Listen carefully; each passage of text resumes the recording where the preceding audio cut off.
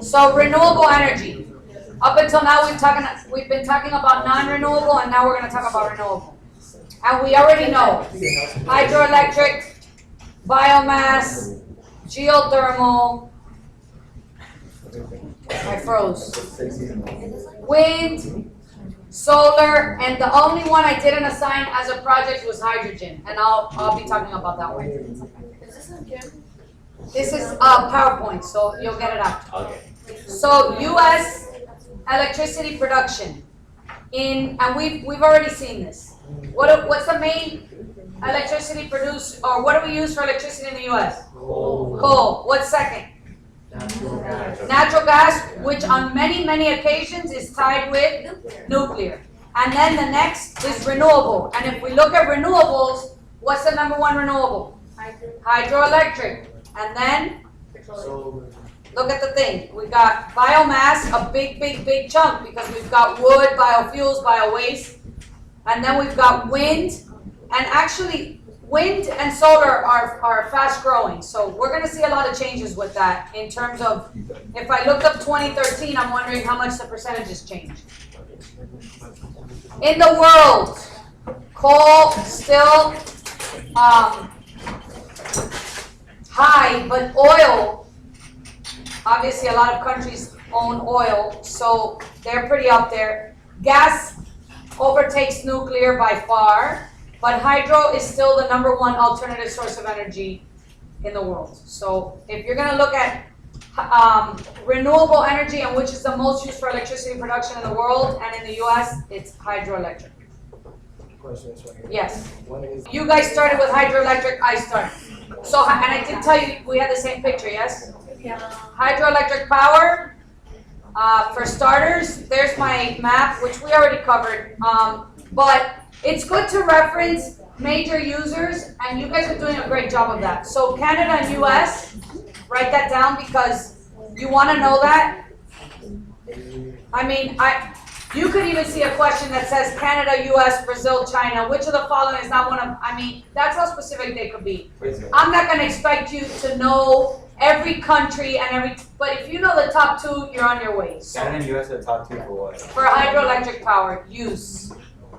We're so close. So here is my hydroelectric power electricity producing diagram. Thank you. That's the one I So I told you, but mine moved.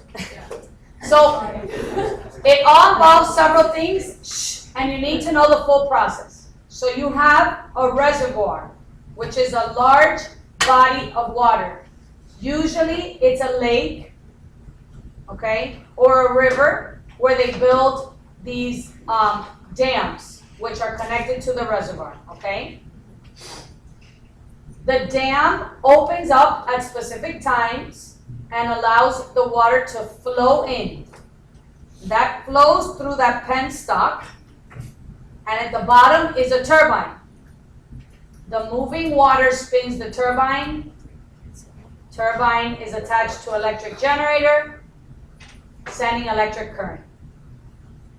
Picture just shows you the size of the blades and how big these turbines are. Advantages. No pollution. Only during almost every renewable resource, pollution is only during initial building, and so is the cost or the disadvantages. Long lifespan of plant. I don't know why I put that picture and I didn't write what it is, but that's what, I did write it. It's cheaper per kilowatt hour than most resources. And eventually I'm going to give you a chart of who's the cheapest, and you'll have to know that. Okay? So you'll know.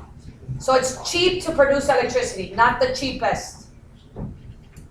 And I think I have a chart here. Well, let me go back.